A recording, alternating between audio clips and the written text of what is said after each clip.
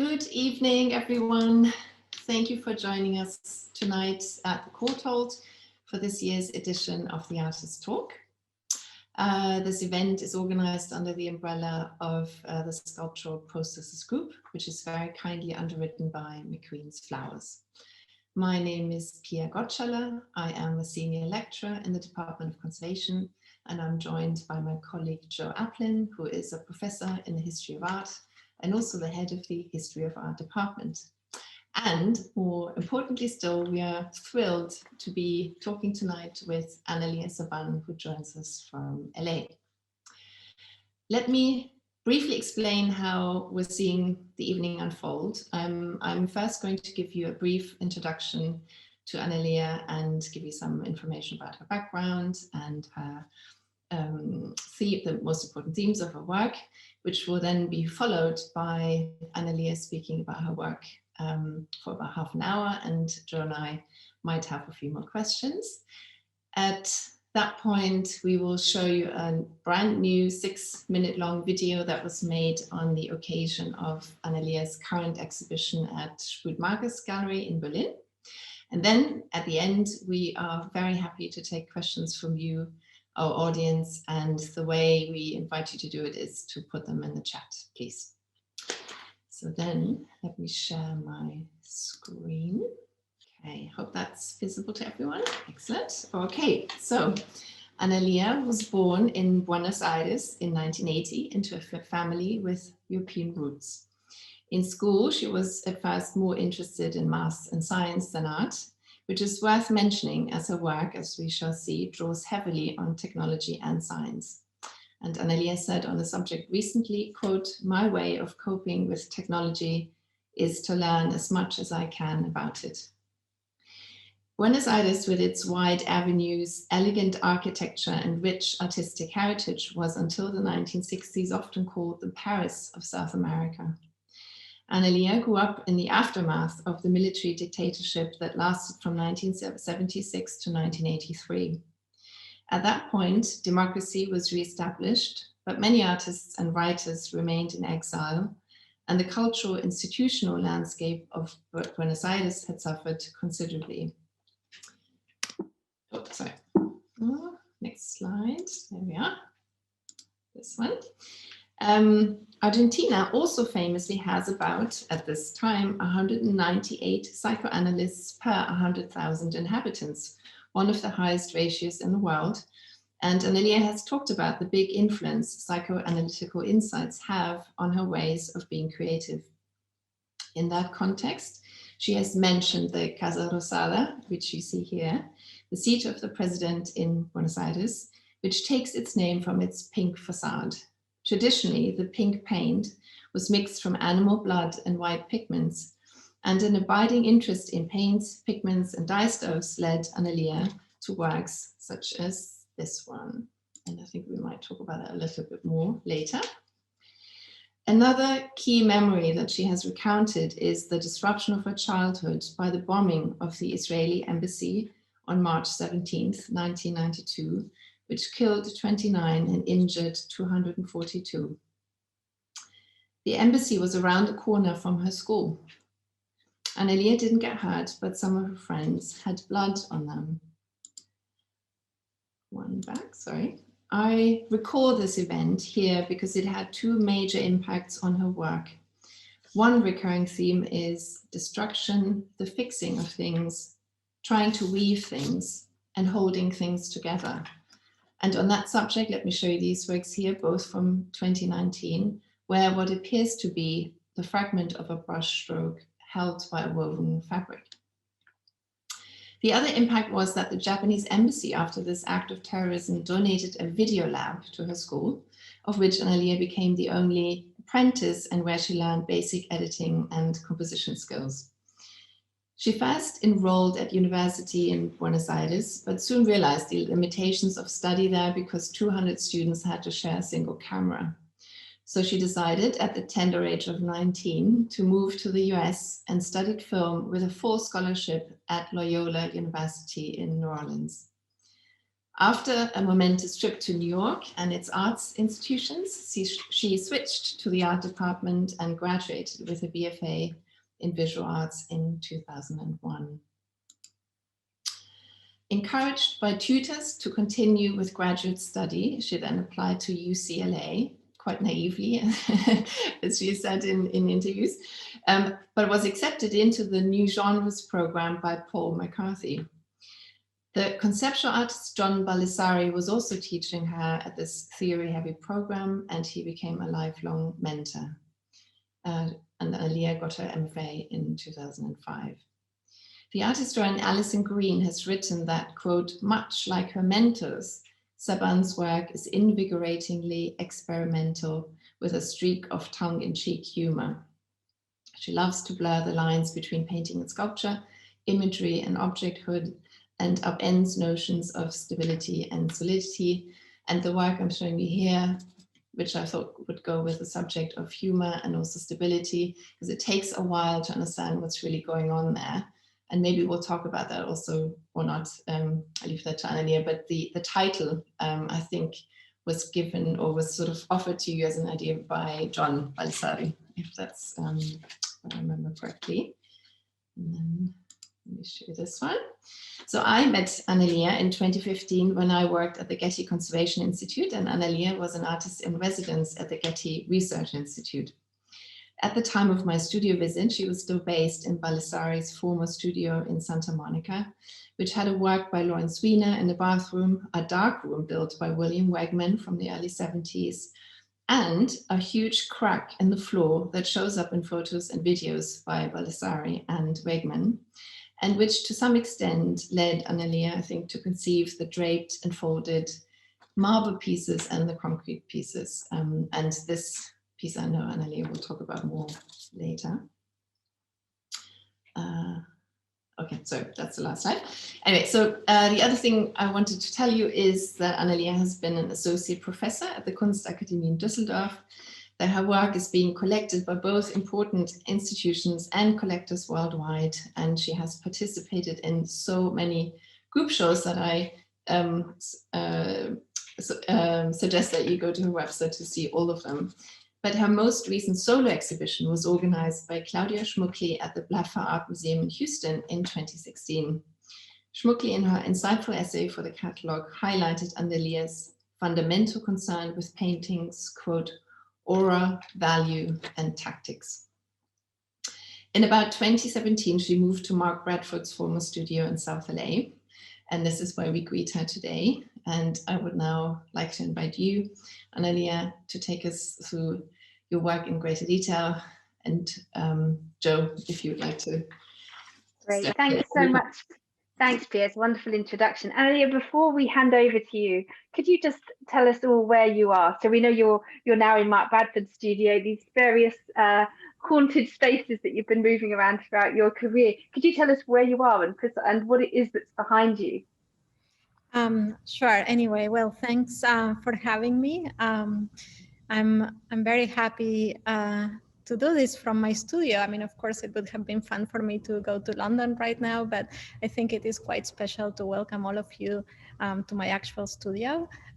It's morning in LA, so we're starting the day, and what you see behind me is two big looms that I use on a regular basis for my work, and you will see them, how we use them, and I can, pan a little bit, but you see my whole studio here. So it's not a virtual background, it's the real one. So anyway, it's very special actually to welcome all of you, and let me start my presentation. I'm going to walk you through, so right, it's going in the middle. Let's go to the beginning. I'm going to walk you through, a short version of my whole career. This is starting in 2004. So I was still a student, but, finally finding what I wanted to do, which, took a while to find my voice and a lot of trial and error. And I have to say a lot happened, at UCLA. I had these incredible mentors, like Pia mentioned, like Paul McCarthy, John Baldessari, Jeff Wall, Kathy Opie. I mean, so many of them that are, you know, these artists that I had been looking at for many years, and then all of a sudden they were all together under the same roof. So it was quite incredible, but also a little intimidating because, you know, you hear all these very important people that you admired for so long. And then, you know, you also need to then, you know, among those voices, find your own voice. So it took me a while. And I have to say, the one place where I felt the quiet and the space where I could really work and think was the Getty Research Institute. And then I was always sitting at the Getty Research Institute, which is this incredible art library at the Getty Museum in LA. And then when you're sitting there, you can like look out the window and see this other building, which is the Getty Conservation Institute. And then I was like, oh, I really want to go and see what's in there. So I finally, you know, it's a very special place and very restricted, of course, because you have, you know, they are conserving all these very important artworks. But I finally got access to it, and that's where I met Pia. So it's kind of coming, you know, full circle tonight. So I'm going to start. This is very early work, but I think it was really like the foundation for the work I even do today. And a lot of the work I think I've been doing is asking very basic questions about art, like what is art? Why are we here tonight? I mean, what is this language beyond language that we share? It's a visual language. It's a language of materials. It's a language that, as we can see today, it transcends space. You know, we're interested in it, and it's an international language. And, you know, coming from a background, like Pia mentioned, I was doing video before and thinking I was going to become more of a communications or video filmmaker. I came a little bit as an outsider. So I was asking these very basic questions like, what is a painting? Why are we looking at painting? What is this object hanging on the wall? And why is it worth, you know, 100, every time I do the talk, it's more money. So it's like, now the record is like over 100 million. Why? So, you know, we know many things and we have many answers, but maybe from a naive, but also like, hopefully like a human point of view, I started thinking about painting and the fact that painting is also just a piece of fabric with pigment on it. And I wanted to almost like deconstruct it or opening it up, not out of disrespect or, you know, destroying painting as we had seen already in history, but in a way like I wanted to understand what a painting was. So the first gesture I did was to like open up a painting, to unravel the painting, the canvas, and turn that thread into a ball. So I did a small ball at the beginning, and then it became a much bigger ball. So this was my, let's say, my final project at school. And it was basically 100 paintings that I collected from all different sources. And also the fact that painting has all these different sources, right? I mean, like there are people who paint as a hobby. There are people that paint for art therapy. There are people who paint for to sell, but you know, just commercially. Like let's say they reproduce a painting by Van Gogh or you know, or Dali, and they reproduce it many, many times just for commercial purposes. And then there are people who paint professionally, and they are part of this big you know, history of art. So I collected a variety of paintings and I turned them into a ball, and you can see the ball is extremely heavy. I still have it in the studio, and it's basically the oil. I mean, we are talking about like oil-based media. It's extremely heavy, mainly because of that, and then also acrylic paint and some inks. But I would say that the pigment was, you know, the heavier material.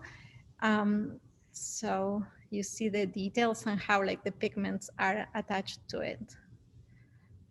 And then after that, I started thinking, well, can I, you know, remake the paintings when they came apart? You know, I think a lot of like you know, your influences growing up, and sometimes even like seeing my grandma knitting.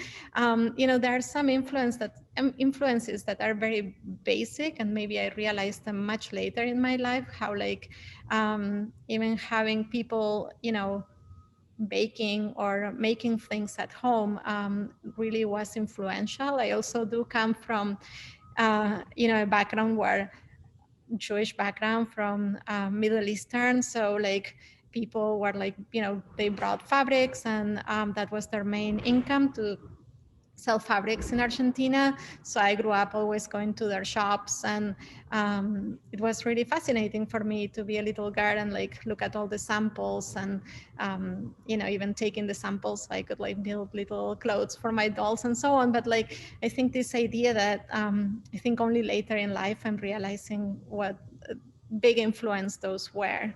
So you see a detail. This is about 10 different paintings. So you see where one ends and the other one begins. I mean, you see like the different qualities of the thread and how it's made.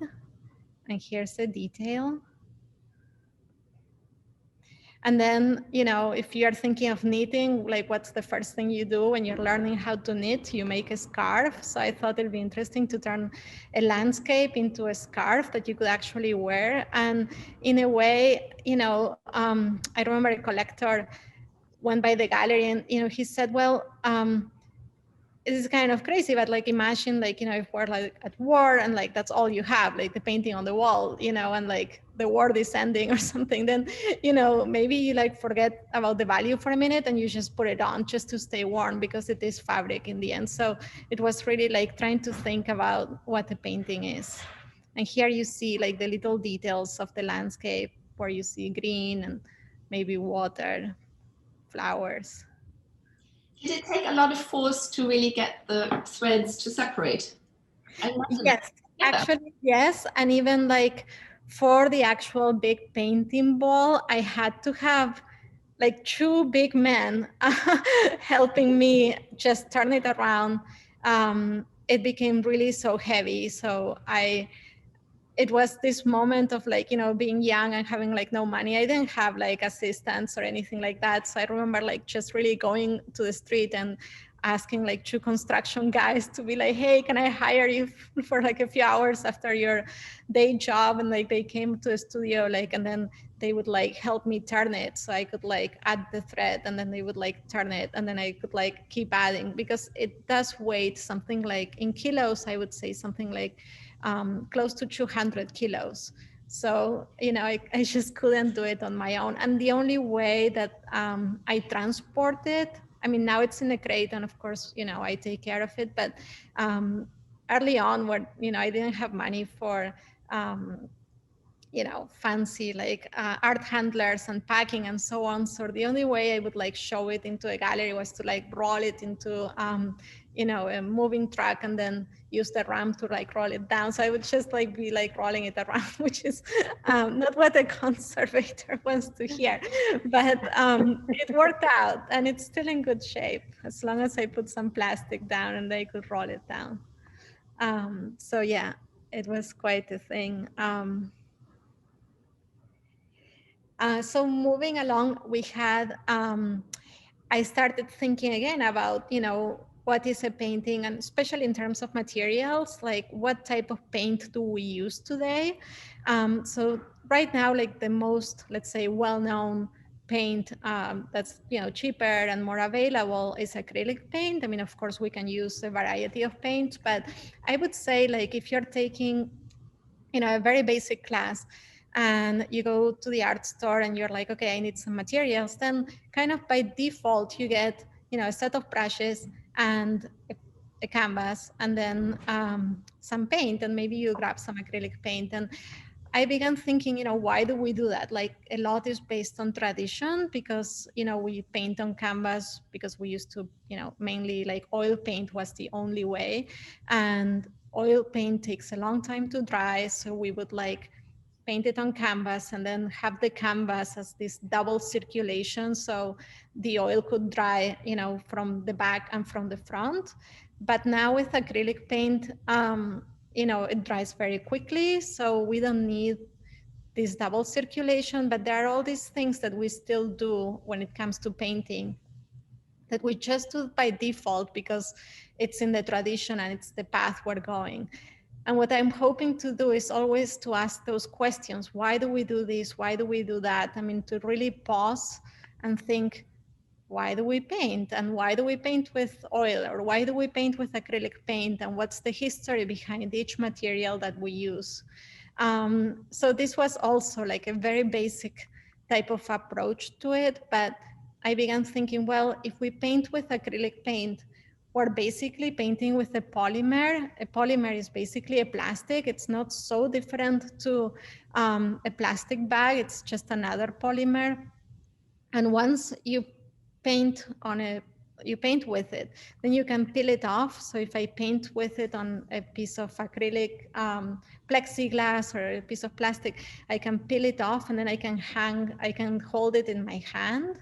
So I don't really even need a substrate anymore. The substrate is basically based on tradition, that we do paint on something, but in a way, maybe you don't even have to paint on anything because you have this plastic type of paint that we would say it's the most contemporary paint at the moment. So I began thinking, well, if I don't attach it the way you would like, paint on canvas, is there any way to attach it? So then, it was like this very small gesture about whether like I would attach it in a different way. So in this case, I used tape. And then I also thinking about like, what are other qualities in paint? One quality is that like, you paint with it when it's wet and then it dries out. And it's just very simple, but why, why do we do this? And why do we go through this process of like using a wet material that then dries out? And I thought, one of the pleasures in painting is to play with the wet paint. And I thought, well, this is interesting because the viewer doesn't get to see the wet paint. So I thought, is there any way to share that pleasure of seeing the wet paint? And is there any way to like keep it wet forever? So this is also interesting in terms of conservation because it's a paint that's now, the way I came up with this solution was to contain it into this vacuum sealed plastic bag. So because there is no oxygen or air, this piece would stay wet forever, or at least for, let's see, for the near future. So if it ever dries out, would you do anything about that?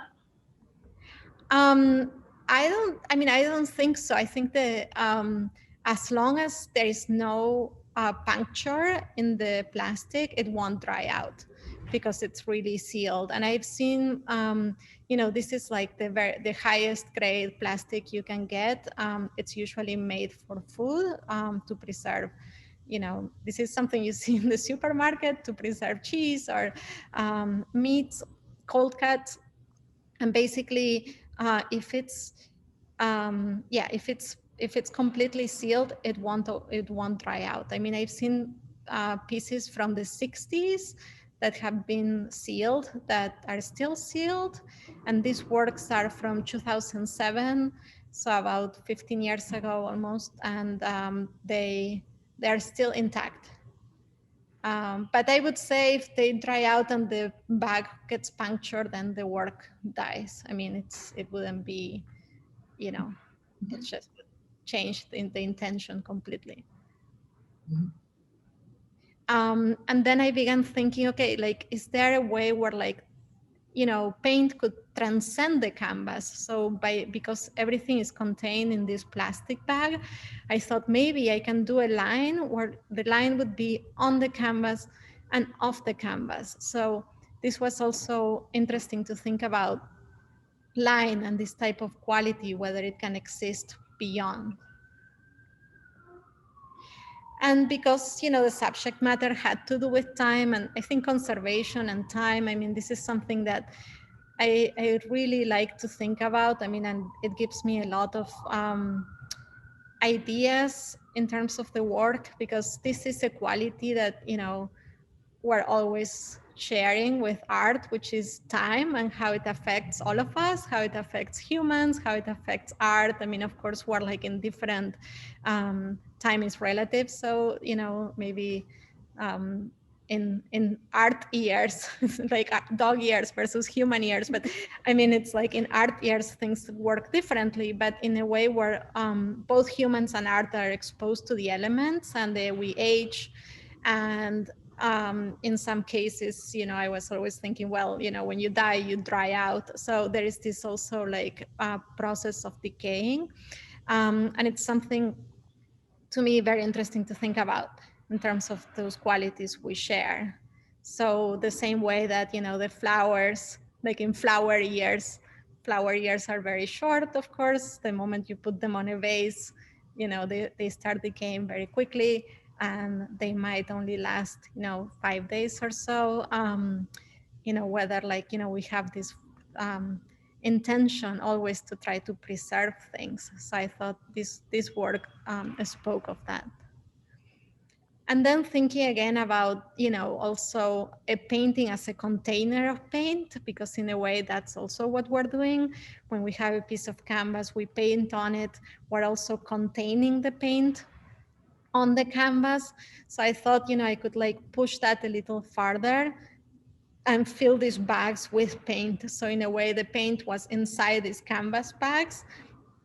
And in some cases, I, with a laser cutter, I was cutting through maybe like halfway through the material.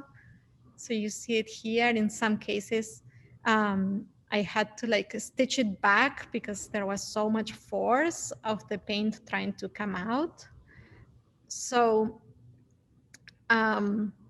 basically I was pouring the paint inside and letting it seep through some of these sections. And this completely happened by accident. At some points it gushed out, and in a way it resembled bleeding to some extent, because then we had to like do surgery and like stitch it back. So you can see here.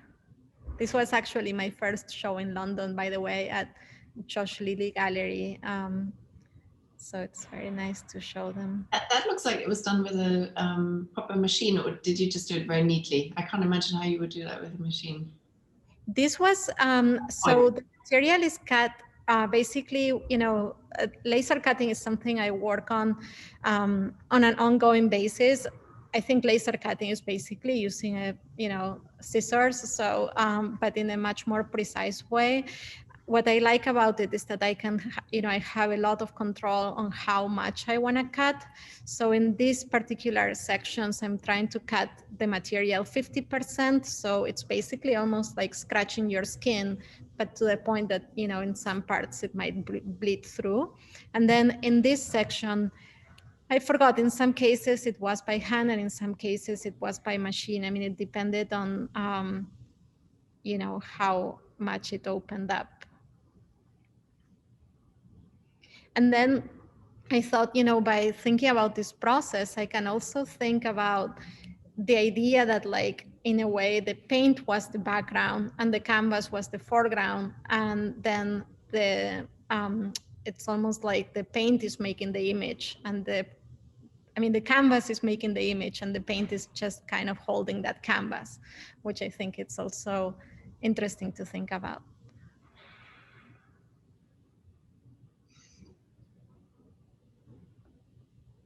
That oozing out from another cut there, yeah. Mm-hmm. And then I wanted to think more about, you know, this type of separation between paint and canvas, and, you know, how much the canvas can, you know, take the mold in a way, or like the shape or the texture of the canvas itself. So the paint is basically casting, you see the fabric and the weave of the canvas. So you see this like extremely detailed cast on the acrylic. And then, so on one side you see the brush strokes, and then on the other side you see the cast of this canvas. And in a way it's also like lifting the veil or trying to understand what's behind. I mean, I think something that I love in terms of conservation is when you can see, you know, the x-rays of material, of paintings, and you can see almost like how it's made, and you want to like understand what goes into making a work of art. So I'm hoping to do the same. In a way, it was this idea of like, wait, what's behind the paint and whether I could see it. And in a way, true, I mean, I was thinking about, you know, home materials, but if you think about, you know, a release agent, so I just sprayed some silicone release, and then the acrylic paint didn't stick completely on the canvas, so I was able to peel it from it, and you can see like the little, you know, still the conversation between both. And then I took it a step further, this idea of like having the acrylic paint as an object. So in this case, this is a plastic bag, but it's a plastic bag fully made out of acrylic paint. So I took it into sculpture. So can I make an object that's fully made out of acrylic paint, but really make it an object that like, it's not even hanging on the wall, it's just sitting on the ground as a sculpture, but it still had that conversation. So in a way, like this was, you know, an important dialogue where like you have it on the floor, but then it's leaning against the wall. So you have this dialogue between a sculpture and painting, and then the canvas is just inside being held by the whole bag. And this is a very nice day in the studio because, you know, the days are mostly lonely, especially lately. So I do like to welcome groups, but this was a very special group because these were all the conservation team at the Getty Conservation Institute. So you have here like all types of material experts, from people conserving stone to painting to paper. So it was really wonderful to share with them what we were doing in terms of casting and just in the whole exploration of materials. This is my old studio where that Pia mentioned, that was John Baldessari's studio, my mentor, and also Bill Wegman, and it had a great history in Santa Monica. Times are changing, so the studio is gone. It's now an empty lot when I drive by it. But it's okay. I mean, we have to go with, you know, change. It's fine. But it was a very special place, so it was really nice to have these moments. And you can see here. So this is the mold. It's basically a latex mold of a plastic bag. And then all these little sections here were the knot of the plastic bag, which, you know, if you think of a knot, you just think of like, oh yeah, you know, I'm taking the trash out, I'm making a knot. But as an object, it's very complex and very complex to cast because it has all multiple parts that you have to assemble together as a puzzle. And then other molds, these are silicone molds that I will show you in the next slide. And then other things, I mean, these were like paper that, you know, I was carving with the laser machine, and all these little paintings that, you know, I was connecting brushes to the machine and let it paint, and so on. So yeah. Sorry, Analia, just one quick question. So was there absolutely no armature? So the bag was cast from acrylic and then it was held up only by the canvas on the inside. Okay, wow.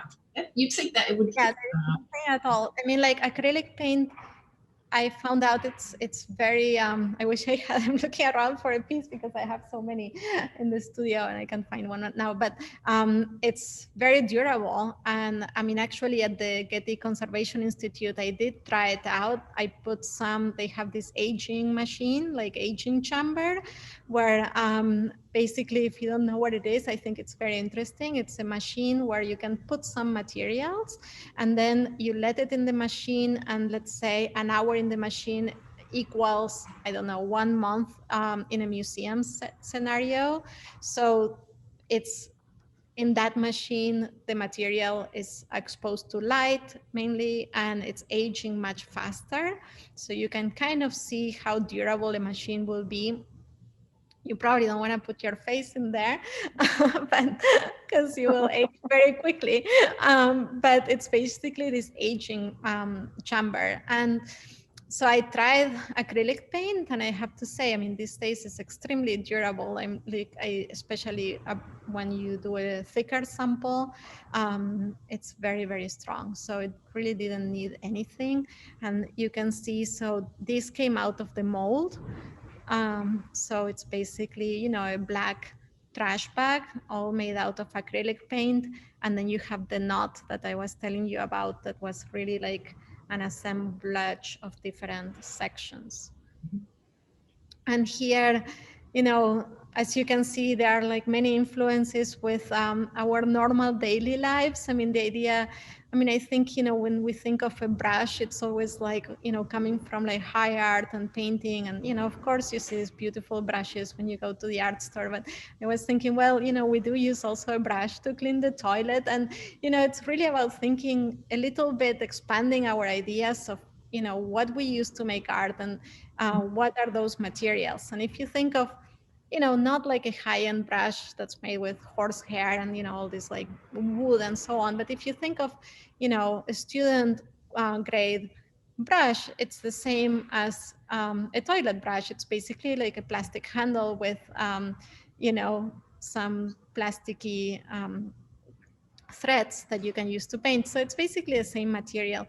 In this case, I wanted to make it also out of acrylic paint just to see how strong the acrylic could be. And then whether, so you can see this was the mold for the handle, the 2-part mold, 1 and 2. And then these were the mold for all the little, you know, like groups of bristles, yeah. And then you see in the next slide how I used that brush to make, you know, it was really like I wanted to make this very simple existential painting in a way, just basic marks, and then use the brush. In this end, you see the brush now has also, you know, the liquid, the acrylic paint that I used. So it was basically dipped in the paint, and then I use it to paint on it. And also, because from the same mold, I could get like a different copy in a way. So this was a white brush, and then I could also do a black brush. And this bag, again, using the same materials of acrylic paint. So canvas that's stretched extremely loose, and then it became a bag. The bag was filled with acrylic paint that was the same color as the brush. Another piece in terms of the wetness of the paint was this piece. It's called Trough. I showed it in my first show at Tanya Bonactar Gallery in New York. And it's basically a bag of paint. The width is my height. So here, so it's basically as if I was almost lying there. In terms of the canvas itself, it's also very traditional if you think about it, because it's linen that has, you know, the gesso on one side, but of course it's stretched extremely loose. And then it also became a bag. And then inside, you see this paint. This is oil paint. I wanted to choose oil on purpose because I thought oil resembles more, you know, flesh, and like the quality of like the wetness, the oily, you know, almost like the oily skin. And it is the weight of the paint. It's 125 pounds. I think it's about 50 kilos of paint, which is my body weight in paint. Oh, but you're very slight. Sorry? You're very slight. I would get a lot more expensive as an artwork. This was back in 2005, and I don't have a scale at home. I try to stay away from it. Me neither, yeah. And other pieces in terms of thinking about, you know, what the paint is. I mean, to look at the painting almost as a sculpture, as always as an object, to look at it as a three-dimensional object. I started seeing whether I could carve a painting, carve the surface of the painting. So in a way, this was, I would put it inside the laser machine, so you can see whether, you know, the painting was completely untouched, and then it gets burnt and burnt and burnt. And once I had that test, I saw, well, you know, I thought, well, maybe I can turn it into something much more three-dimensional, so I can actually carve an image in it. And the way I did this image was by keeping some areas untouched that would hold the painting together, because otherwise it would completely collapse. So some of the areas, as you see these lines, this is a perspective drawing. So those lines are completely untouched and holding everything together, and everything else, it's really in a very fragile state. So this is also all carved by my laser engraver. And I thought, you know, like Pia mentioned this bombing, which I really think it in a very, I don't know, simple existential way, it made me think a lot about the fragility of space. I mean, to see, you know, something like that could, you know, how our space can tremble or collapse. So I always think of this moment.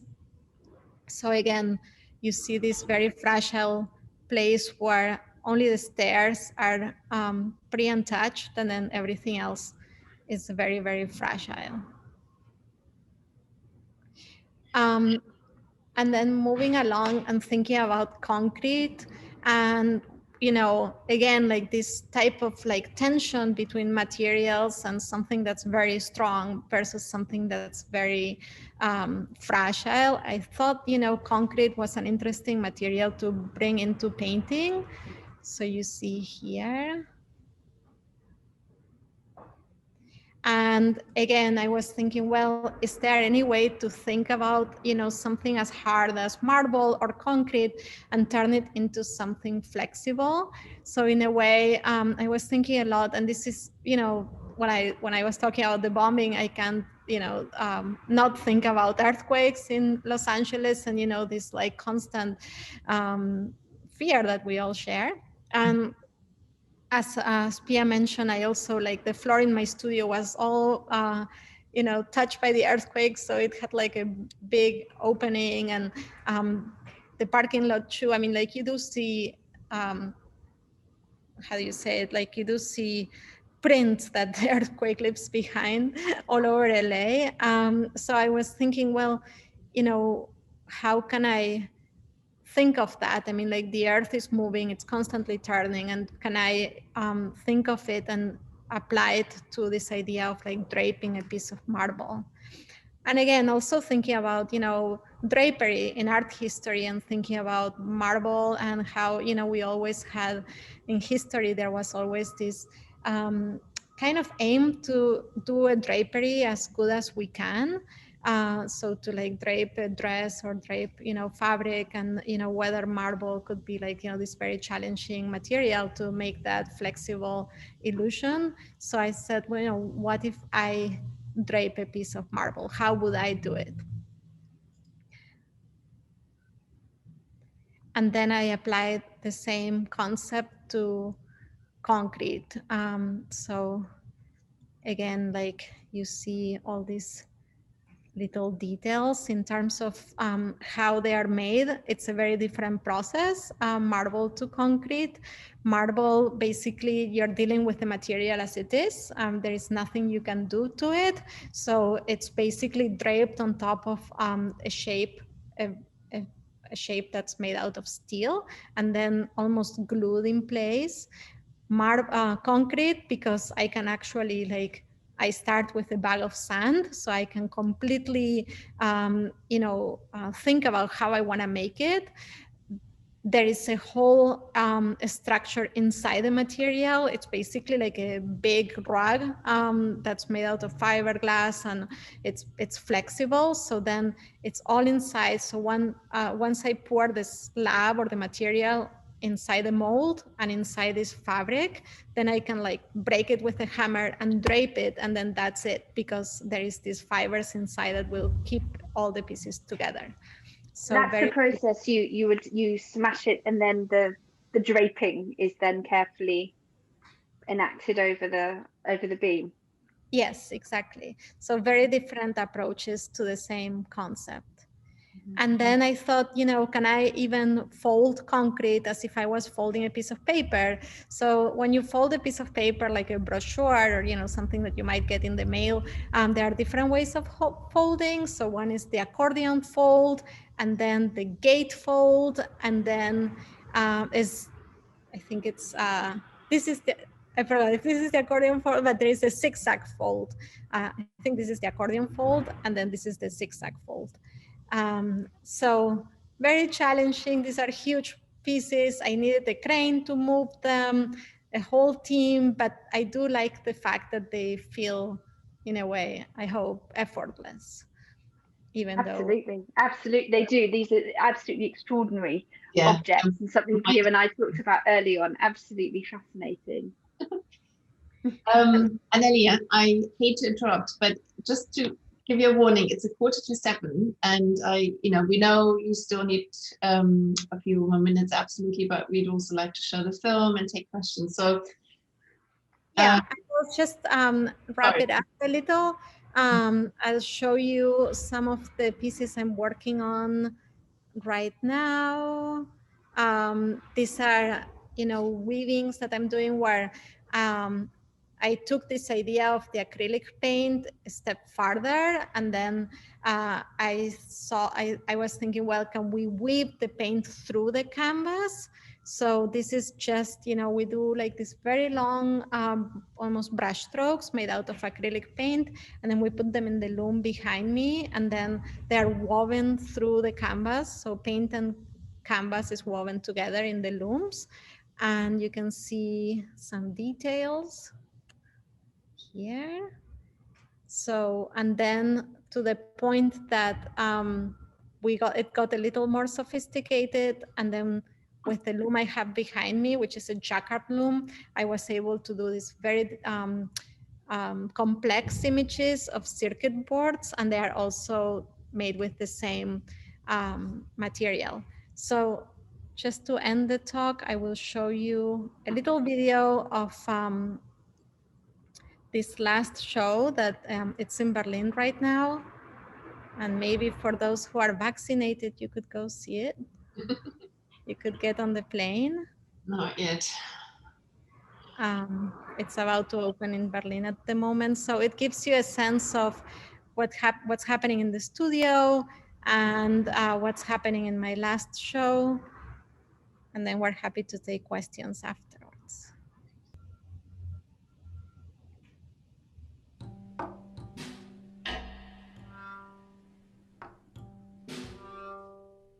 I'm happy to share with you basically everything that happens on the day-to-day. We have all different tools, from more high-tech tools like a laser cutter to more mechanic tools like a loom, to a combination of both. We do everything in-house, so we have a wood shop where we do the panels that we use for the works.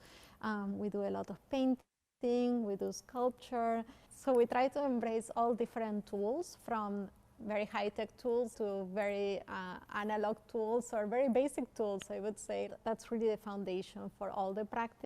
Oopsie. Just to see where we're at in terms of technology and materials and how that's playing such an important role for art. And I think this constant research and this constant exploration of materials and tools are really the foundation for the work. Save As, of course, it's from computers. So when you go File, Save As, I think it's one of the very early menu options that we had. Whenever we were able to visually have an interface and save a file, we had Save or Save As.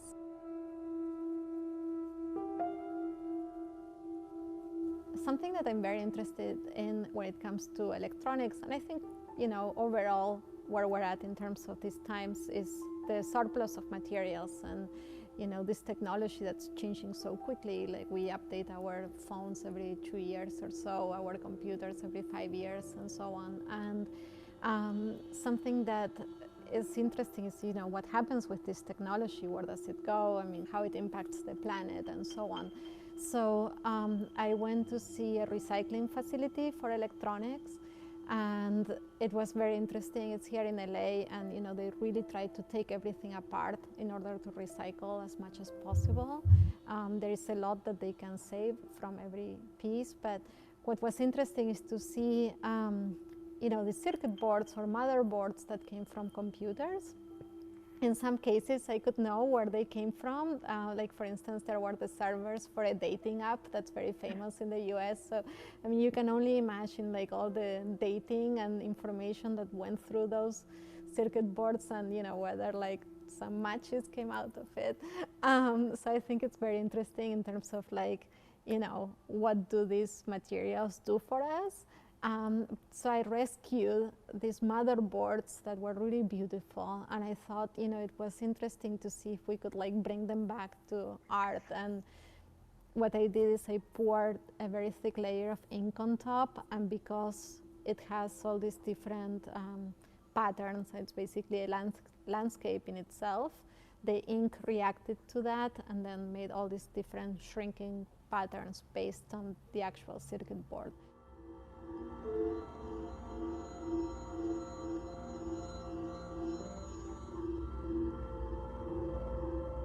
Another body of work in the show is these woven paint pieces. So it's basically acrylic paint that's woven through canvas, and we do it in a jacquard loom. I think it's exactly what I want in terms of the digital and the analog, in that like it requires a computer attached to it in order to like figure out which threads to lift in order to like have the paint woven, and so we can have a graphic at the end. And so it's a lot of technology that we wouldn't be able to do this type of composition without a computer, I think, or it would take a really, really long time to figure it out. So I want to push that as far as we can.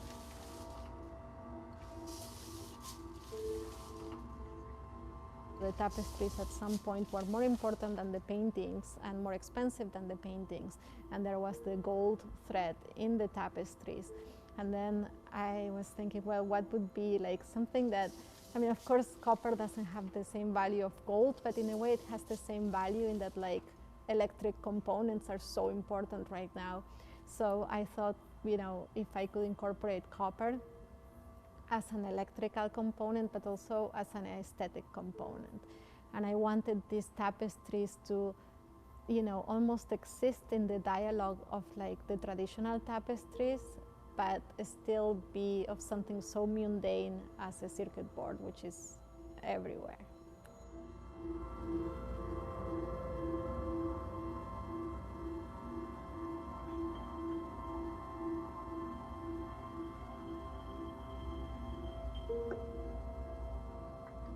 My way of coping with technology is to learn as much as I can about it. I mean, I think we're having a hard time understanding the impact on our daily lives, and that's why I'm so interested in reading so much about it. And I think it's interesting to see that even the people generating that technology are not fully understanding the consequences of where it's going.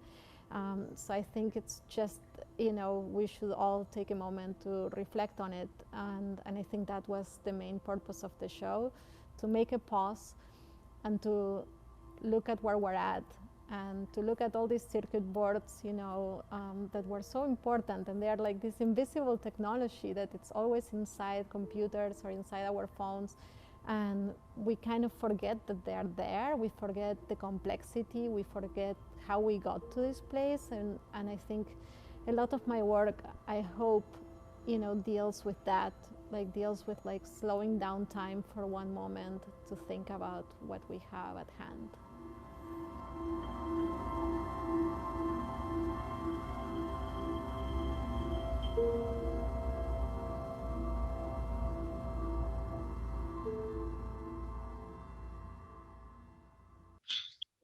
Thank you so much. That's a wonderful film, and it gives a real sense of your life in the studio as well as the show that looks absolutely terrific. So we're going to give people a second to gather their thoughts and ask a few questions. Perhaps I might start things off. Actually, I'm so interested here. But one thing what comes first for you, the materials or the kind of the process, like the idea or the process? Because you come from a really kind of conceptual background, but your practice is so material. Thank you. That's a good question. I think it's both. For instance, in terms of the loom, I had the loom for a very long time in the studio. I got it kind of by accident because one of the residents at the Getty Research Institute, she had the loom at her apartment where we were all staying. And basically then she had to like move back to Scotland where she lives. And then I said, well, I would love to have this loom in the studio. So we traded, I gave her work and I took the loom. And for a while, her name is Catherine Goody. She's an art historian in Scotland. So for a while I had the loom sitting in my studio just because it was beautiful to look at. It's basically like a grand piano. And then it took me a long time, like maybe about 6 months to, start using it. And then of course I had to hire a weaver. I didn't even know how to even start. And so sometimes it's a tool, sometimes it's the material, and then sometimes I do have like a very specific idea that I would like to try, and then the material has to, I have to find the material that goes to the idea. It really changes. Thank you so much. Okay, so we've got lots of comments which we can share with you afterwards, of people just full of praise and admiration of your work. We have a question here actually from Sasha Gersten, who's our curator, our McQueen's curator of modern sculpture and decorative art here at the Courtauld Gallery, and really a founder member of the Sculptural Processes group. So this is right up Sasha's street, and she is fascinated by your interest in painting, which is so three-dimensional, and wonders whether painting's always your starting point. I'm fascinated by painting. I mean, I think the same way we think about painting and art and people lining up to see the Mona Lisa. I mean, I am fascinated by painting. I would say I look at all the materials. I think of, marble and concrete and photography. And, I do look and experiment with a variety of materials. But I have to say there is something about painting that I feel like connects with the body in terms of like the substance, the wetness, the crust that, dries first. I mean, there are so many elements. And also how, I didn't get to show every slide, I'm sorry, but there was, about how paint is made and how every little particle of paint kind of signifies a lot about where we are at in terms of industry, in terms of society. I mean, like, for instance, if you look at the, acrylic paint, it's a symbol of where we're at in terms of like, it's very contemporary paint. It comes in a variety of colors versus an older paint, which was like, a little lapis lazuli extracted from a mountain, and it was really hard to get. So I think paint, it really like gives such a portrait of where we're at that I keep coming back to it because I feel like it's a very rich material in that sense. Thank you. Somebody else has asked, this is Sophia from the audience, how do you balance conservation and the process of making works that might not be conservation friendly, which is interesting because you alluded to this at several points. You're doing such radically experimental things at times. So the question is, does it ever stop you from making something? So that's a very good question. It doesn't stop me, but so I try all different things and I do things the best I can. In some cases, if it's something extremely fragile, which I do have works that are extremely fragile, and I still really want to make them, what I do is I keep them in my own collection. Maybe I don't let them go into the world and then have issues later. So it's basically like my own collection that, if anything happens, it's really no problem. I can always remake it or throw it in the trash. I mean, like, it's really okay. In terms of the works that do go out for exhibitions and might go to a collection and then to another collection and so on, I really try to make them the best I can. In the end, there is nothing lasts forever and ever. But we really do a lot of research in terms of what would work and what wouldn't.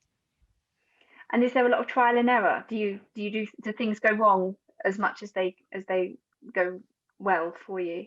A lot of trial and error. I can show you. I will, like, since you are here in the studio, I will like do a little pan so you see the whole studio. And I see, like, for instance, behind me in this corner, there are these white pieces.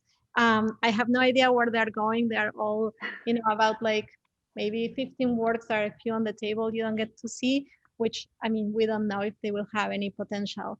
And then the rest of the works are going to my next show, which will be in New York. And so yeah, there is, like, you know, I mean, this is a very good way of seeing it, because there are like the finished works and a little plant getting some sun, and then there are like a lot of tests that just stay there, and then some will develop into something and some won't. Thank you. We have a question here. What was the best advice that you received from Baldassare? This is from Andrea Duke in LA. The best advice or something that you learned that changed you or your practice? Well, that's a very nice question, and I'm happy to share because he really gave me so much. And, you know, he passed away a year ago and I'm still getting over it. So I might get a little emotional. But I think the very best advice was to really do whatever you want. And it's very, you know, it's so simple, right? But I do think we, you know, we are like, the minute you sign up for school, and I'm all for school, I teach and I love my students and everything. But I mean, the minute you like get on that path, there are all these traditions coming at you. And, you know, at some point you forget that you can really do whatever you want. And you don't have to, like, you know, have a dogmatic education. And I think he's so well known, not only as an artist, but also as a teacher. And I think the key of why he created, you know, a whole generation of students who are still doing so well. And this is like, you know, there are students that are like, you know, within 50 years of career, right? Like very young students and students that are already like very established artists. And I think it's because he wasn't dogmatic at all. So to really follow your own instinct.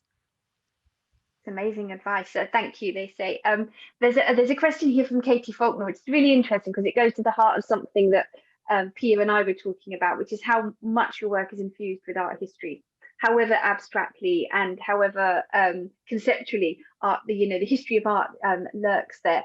And Katie asks about the amazing folded concrete and draped marble, and that you mentioned looking at the drapery in statues, and whether you imagine those pieces as kind of dramatizing the actual plane, you know, the work of chisels and files. Is that history of statue in your mind when you're smashing it with a hammer? Absolutely, you can think of that. Yeah, 100%.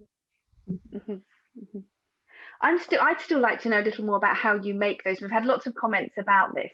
You talked about illusion at one point when you showed the series of them. Do you think of it in that way? Is there a kind of a trick? Is there an element of wanting to kind of confound the viewer when we're confronted with these materials behaving so strangely? I think there is always illusion when it comes to art. And even like when I was showing that piece where like you're like peeling and seeing the, under the work. I mean, it almost has more illusion. I mean, like what I in my own experience, like even when I try to like show more or unravel or like opening up the painting, it almost like I create more of an illusion in terms of those pieces. So I feel like I can't escape it. In terms of those pieces in particular, I mean, definitely there is an illusion, but it's interesting because you can actually like peek inside and I'm not completely hiding the structure within. So I invite the viewer to understand how they are made. When you see them in person, you can actually like take a look. And you can kind of start to piece together how how those pieces are made. Analia, thank you so much, and thank you to our audience who has engaged so enthusiastically and warmly.